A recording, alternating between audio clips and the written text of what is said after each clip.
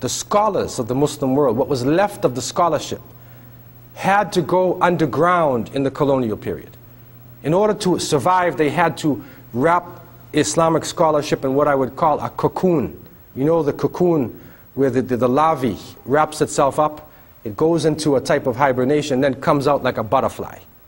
So they wrapped up Islamic scholarship in the madrasas all around the Muslim world. And in doing this, the technological knowledge, the knowledge of the new developments in the 20th century went into the hands of people who were secular, who gave up their religion or compromised their religion in order to make material progress. And so the most important people in the Muslim world became doctors, lawyers, engineers, accountants, professional people. And if you're a doctor in Egypt, or in India or Pakistan, or most of the Muslim world, you're like a governor. Even though you're a medical doctor, you're like a governor, doctor. So you're a high person, you see? If you're an engineer, muhandis, then you're also a very high person. Okay? But you have secular education. So now the movements came and they established, the Islamic centers established, and people did the best they could do. But with the changes, the fall of communism, the fall of capitalism, secular system, Muslims could see that this is not the answer. So everybody said, we want Islam. And they brought the Maulana and the Sheikh and the Malvi out of the madrasa, and they said, you lead us now.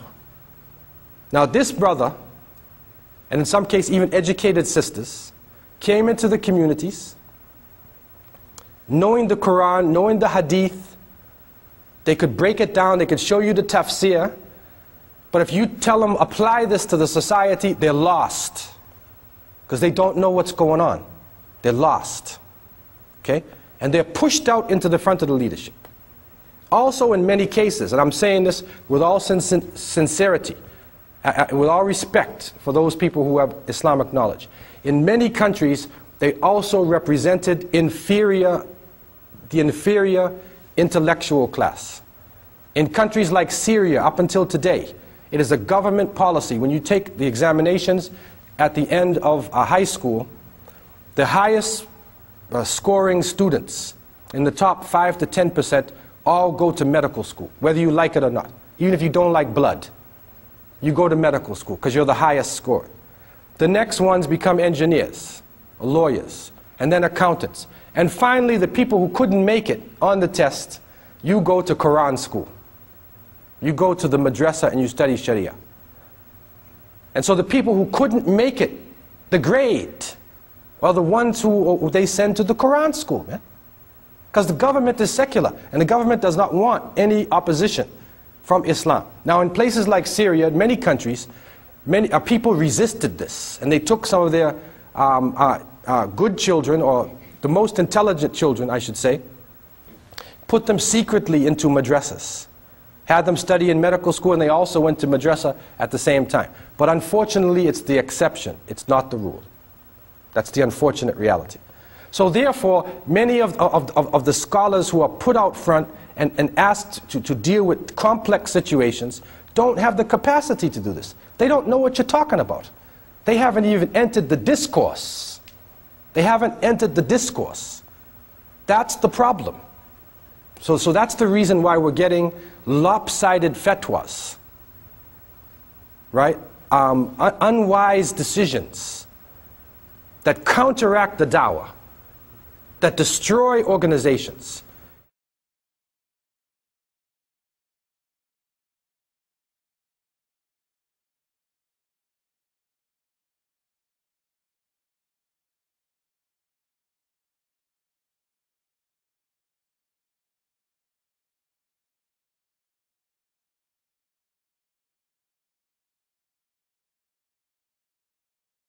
If our countries are ruled by constitutional law, by capitalist theory, by communist theory, then we will continue to have problems.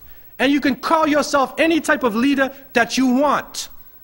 Allah subhanahu wa ta'ala has said, وَمَنْ لَمْ يَحْكُمْ بِمَا أَنزَلَ اللَّهُ فَأُولَٰئِكَ هُمُ الْكَافِرُونَ. If you do not rule or judge by what Allah has revealed, you are a disbeliever. That's the bottom line. And we will see this played out in the Muslim world. They will continue to have problems until they stop the ruling by other constitutions and start to deal with Islam. Many of us saw this with the partition in India. And people left India, going into Pakistan, hoping to go to an Islamic state. Those who have read Iqbal and other scholars in the past who had a dream of an Islamic state. But what happened there, unfortunately, was something different. Many times, and we see now, there is still a struggle with the constitution. It's still a struggle, although it's called an Islamic country, it's still a struggle that Islam is the constitution. And I'm not talking about the kind of Islam that takes us back 1400 years and leaves us back there. I'm talking about the principles of Islam in a dynamic way, which can meet the challenges of the 21st century. This is what we need. This is the bottom line.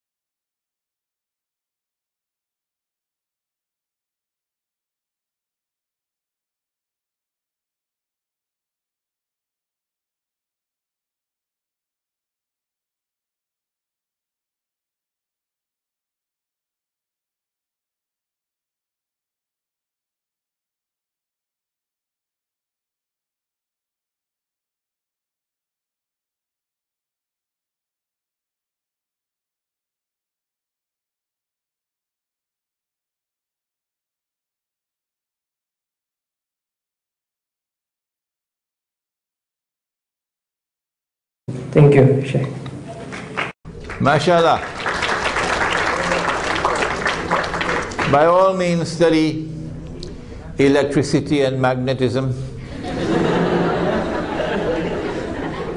and heat and light and sound, particularly heat, because I asked for some tepanasi. It wasn't panas at all. But in addition, you must begin the process of education with the Qur'an. The Qur'an must remain the foundation, the heart of your education all through. And you must end your process of education with the Qur'an when you're going down in the grave. All through your life, the Qur'an must be the supreme guide. And you cannot study the Qur'an, and you cannot understand the Qur'an without one who is sent to teach the Qur'an. He was not only sent to teach the Qur'an, he was sent to live the Qur'an. And that's Nabi Muhammad alayhi salatu wasalam. Give me a few minutes. I graduated from the Alimia Institute of Islamic Studies in Pakistan in 1971 with Al-Ijaza Al-Aliyah from the institute, which is equivalent to a bachelor's degree. As Kamil would be the master's degree and Takhassus would be the PhD. So I got the first degree. But I also had a master's degree in philosophy from Karachi University, and I went back home to Trinidad. I applied for a job in the Foreign Service because my teacher said to me, I don't want your hand like this, I want your hand like this. I know the character of the Ummah today. You become the Imam of a masjid, you got to sing the tune, you got to dance to the tune that they sing. Huh? You lose your freedom. I want you to have your independence, so go and get a job. So I applied for a job in the Foreign Ministry. And they interviewed me. A battery of people with a psychologist and a diplomat and so on. And they said, Mr. Hussain, you're the kind of man we love to have in the Foreign Ministry, but we need to send you back to the university to study international relations. Would you go? I said, certainly, sir. Thank you very much. And they gave me a scholarship. So I went to the Institute of International Relations of the University of the West Indies to do a postgraduate diploma, after which they sent me to Geneva to do the PhD. But this postgraduate diploma, the class had about 23 students, and you had to fight your way to get into that class. Oh yes, lots of applicants, but only 23 chosen. Most of them were diplomats in different foreign ministries. And they're all university graduates. French universities, British, Canadian, American, and the University of the West Indies. And only Imran Hussain, poor fella, with a Pakistani degree. So everybody looking down at me with my Pakistani degree. Oh, wait a minute. When the classes start, we're studying international economics, international trade and development, international monetary economics. I know nothing about the subject. And next to me is this fellow with a master's degree from the London School of Economics. I have to study international politics, I have to study international law, I have to study the conduct of diplomacy, I have to study the history of international relations. But it quickly became evident in that class that I was one of the better students. Superior in my understanding to all of these diplomats. What was the reason? The answer was that I took the Qur'an and the Prophet ﷺ with me in the classroom. That's the answer. And my teacher gave to me the methodology with which I was able to apply the Qur'an to international monetary economics. As a result, I could write this book today. Huh? When the exams came at the end of the year, guess who came first? Guess who came first? The fellow with the Pakistani degree. And in the exams of international monetary economics, not only did he come first, he beat the fellow with a master's degree from the London School of Economics. Huh? I don't say this to you with any pride or arrogance. I just share this with you so you'll know the value of studying the Qur'an and applying the Qur'an to whatever branch of knowledge that you are pursuing. You are not going to penetrate the Qur'an until you submit to the Qur'an. No. The door of the Qur'an has to be open to you. And in order for the door of the Qur'an to be open to you, you have to first learn this lesson, which my teacher taught me. Once you accept that this is the word of Allah, then whether you understand what is in the Qur'an or you don't, whether you're comfortable with it or you're not, submit to it. Submit to it. Understanding can come afterwards. Reason cannot sit in judgment over the word of Allah when once you accept that it is the word of Allah. That's disrespect. So having accepted that this is the word of Allah, you now approach it humbly, with intellectual humility. Secondly, you have to have familiarity with the Qur'an. Suppose, I don't know if this will happen, you are in the grave and the angels come and the tests now begin.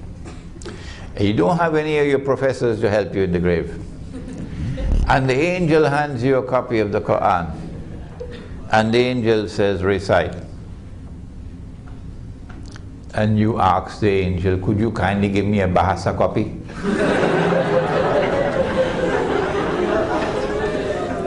I can't read the Arabic.